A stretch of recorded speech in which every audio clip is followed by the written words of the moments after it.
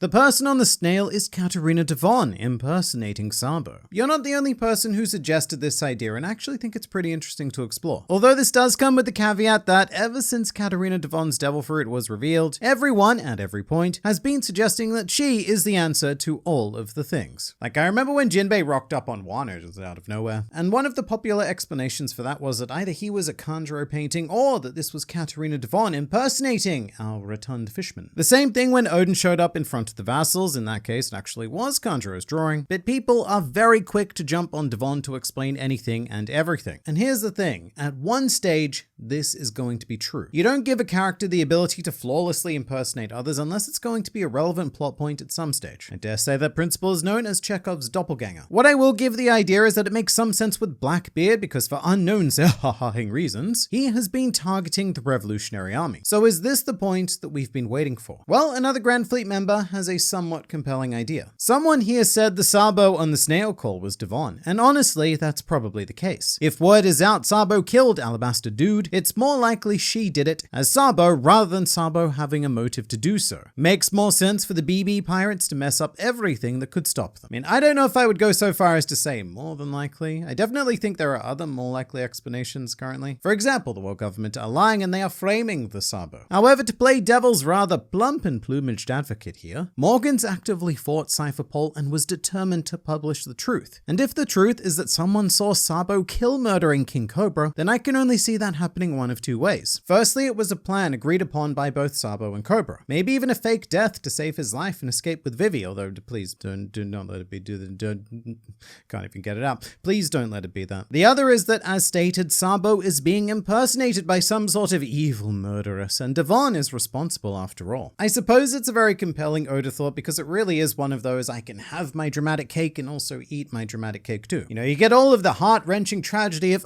Sabo murdering the old man that we like, but also keeping him all pure and stuff. You know, Sabo, my boy, so pure, so good. I do wonder what the point would be though. As in, what does framing Sabo for murder actually accomplish? It's not like the world government are going to make him more of an enemy as a result. He's already second in command of the Revolutionary Army, and they do not like that. And then there's also the huge point of convenience that the world government wanted Cobra dead as well. So from the perspective of the Elder Stars, they would have been like, oh wow, you know, I was just thinking of murdering that guy. It's funny how the world works sometimes. I feel like we're setting up to meet the Revolutionary Army. Luffy will see in the newspaper that Cobra is dead, and Sabo is potentially on the run with Vivi. The Straw Hats still have Sabo's Vivia card, and I doubt that Luffy just ignores hearing a friend of his was killed/kidnapped by his brother. I think this is a good point, because even if Sabo didn't do it, Luffy is going to find out about this sooner or later. I mean, they're all reading newspapers as we speak to see all of the big bounties. And how does Luffy react to the idea that his brother murdered the father of his crew member? There's no way he'd believe it, surely. One option is that he just goes, yeah, nah. There's no way that Sabababo would ever do a bad thing because he is a good. And someone else to consider is Robin. Weirdly enough, she's actually spent more time with Sabo than Luffy did, so I'd be much more interested to see her reaction. If she, like Dragon, thinks that Sabo may have done it, then I'll start taking the possibility a lot more seriously. But I think the heart of this question is Vivi. Luffy can see Sabo accused of murder and he can go, yeah, fake news, but what does he do about Vivi? She is a Straw Hat through and through, so if she's in any kind of trouble, then surely Luffy is going to set sail to help. I mean, that was kind of the whole point of giving Momonosuke the Jolly Roger, to say, if any one of you dares harm my crybaby dragon brother, then you are going to get a fist sandwich, a sandwich full of fists and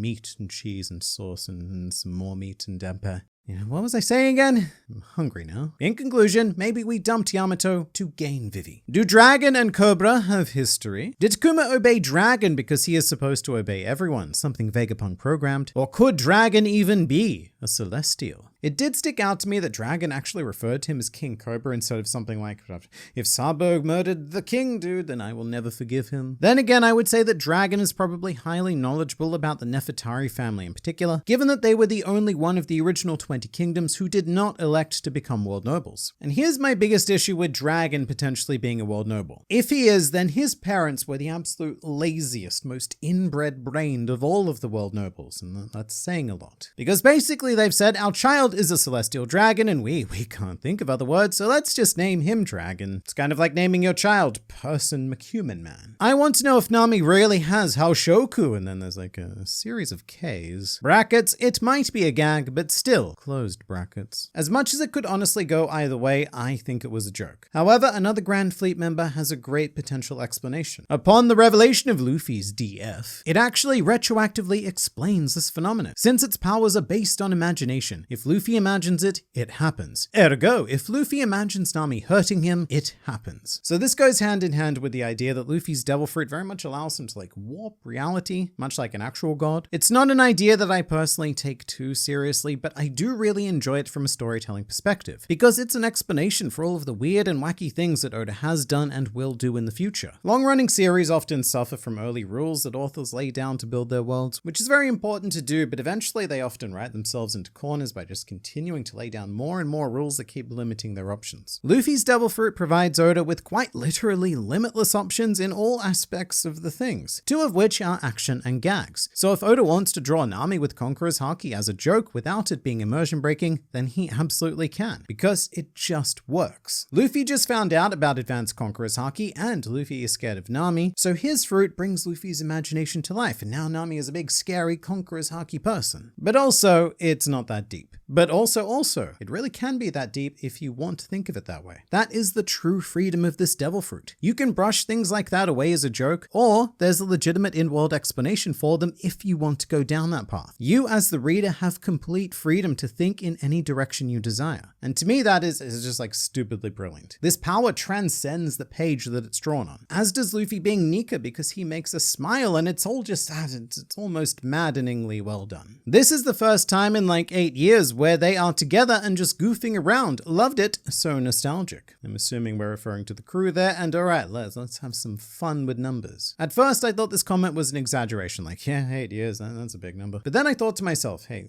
wait. Wano was 4 years long and we did not have a whole casual crew scene. And before that was 2 years of Whole Cake Island, where we didn't actually have the whole crew. Should have been called Separate Cake Island. And before that was 2 years of Dressrosa, where upon landing the crew just split up immediately. So the last time the whole crew were together and just casually messing around on the Sunny was before they landed on Dressrosa. However, interspiced with that fun were some accomplices in Trafalgar Law, Kinemon, and Momonosuke. And so to go back to the last time where it was just the core crew aboard the Sunny would be the end of Fishman Island, specifically chapter 654, which came out in January 2012. So as it turns out, 8 years was actually an understatement. It has been 10.5 years since we've had a scene like this, which is just insanity because they used to be so incredibly common pre-time skip. As a Sanji fan, I'd love to know the thought process behind the Marines giving Jinbei, who defeated Tobi Roppo, a higher bounty than the GOAT Sanji, who defeated an All-Star. Alright, so it is probably a good idea to clear this up. The mistake a lot of people are making with the bounties is assuming that the Marines know everything we know, because they don't, and it's quite evident when you look at the lower crew bounties. Most of the Straw Hats got slapped with an extra 300 million berries. The world government have no idea exactly what they did on Wano, and in fact they all could have been absent from the arc and still received this same bounty upgrade. And this lack of knowledge is especially true because Wano is very isolated and information limited. There are very few primary sources, like there's the CP0 dude and the Scratchman Apu, and that's it. So the same thing happened for Sanji and Jinbei. From their perspective, Jinbei is just more dangerous because he's an established living legend, and they assume that he was far more integral in bringing down Kaido than he really was. Like Commodore Branyu isn't sitting in his office calculating bounties based on exact information and power scaling like, well you see, Sanji defeated the All-Star Queen in a mid-diff matchup, whilst Jinbei only low-diffed a mere Tobi Roppo member, who's who, bad who's who, in what was frankly a rather anticlimactic battle in my opinion. I honestly feel like that's how some fans expect the bounty system to work. But remember, Branyu is the exact same guy who is accidentally labeling Buggy as an emperor with a 3 billion berry bounty. He doesn't have the information that we do. Sanji is officially the real Yonji. Oh, I love that comment. And on another note, it's good to be back on top. RIP Sanji fans, they took a bigger L than Buggy in this chapter. Can I just say that Buggy fans never take an L? And the fact that he's even more incompetent than most of us suspected only makes him that much more lovable. Buggy fans know what we're getting ourselves into here. Even when he offers on multiple occasions to lick boots and alludes to his potential fetish, we are still proud of him. With that said, Buggy was weirdly foot focused in this chapter. character. I used to think of Mihawk as quite passive, but seeing him so annoyed at Buggy was unexpected, but makes sense. I was slightly taken aback by that as well. Mihawk's like surprisingly bloodthirsty nature, but when I think back on it, it should not be surprising. Mihawk was introduced hunting pirates for fun, sinking Krieg's armada and killing who knows how many people just because he was a little bit bored. I guess it's been so long that I've just kind of pushed that to the back of my mind brain though. And since then, Mihawk has been extremely passive and done very little if anything. I mean, he was at the Paramount War, but he put in a very lazy showing and gave off the impression of boredom the entire time. But yeah, Mihawk can be quite a volatile man. Just because Mihawk is the better swordsman doesn't mean that he's stronger than Shanks. So I agree, and I thought this was obvious. However, the internet clearly thinks not. There was a very loud gaggle of Shanksophiles who were up in arms about the prospect of their favorite red-haired alcoholic being weaker than Mihawk, gasp. And there was also a legion of Mihawk supremacists rising up to finally exert their dominance over the weak Shanksophiles. All of it being utterly pointless. Mihawk is the better swordsman. We knew that already. That's why he has the title of world's best sword guy. That doesn't mean that he's more powerful than Shanks though, just because Shanks uses a sword and sometimes swings it in swordsmanly-like ways. Like, I could be physically stronger than another person, but that doesn't mean I'd necessarily beat them in boxing or any martial art for that matter. In conclusion, I think that some of us need to stop getting worked up over the fictional strength of equally fictional pirates. I'm just happy that this chapter feel like One Piece. Mate, me too. 1058 really was a strong return to form, because 1057 is it's just like probably one of the weirdest chapters of One Piece I've ever experienced. One of the extraordinarily rare times in the series that I've stopped and just thought to myself, what's happening here? This isn't quite right. Even Sabo, who I often claim feels a lot like a fanfic OC, is not on that level. And I actually think that this Yamato decision is going to be remembered in the same way that Pell surviving the Alabaster explosion is. It's going to be one of those things where it gets brought up and fans just universally go, yeah, look, like that wasn't it. But everything else is, so we can forgive it. One thing I do like about it is that Yamato fans and Yamato haters were very much brought together by 1057. Because whether you wanted Yamato as a Straw Hat or not, both sides seemed to agree that how it happened was mishandled. And so I couldn't be happier with this chapter because it was just back to classic One Piece. And I very much hope it stays that way going forward. And we will if you go forward to this next video. It's a pretty damn good one, so I look forward to seeing you there.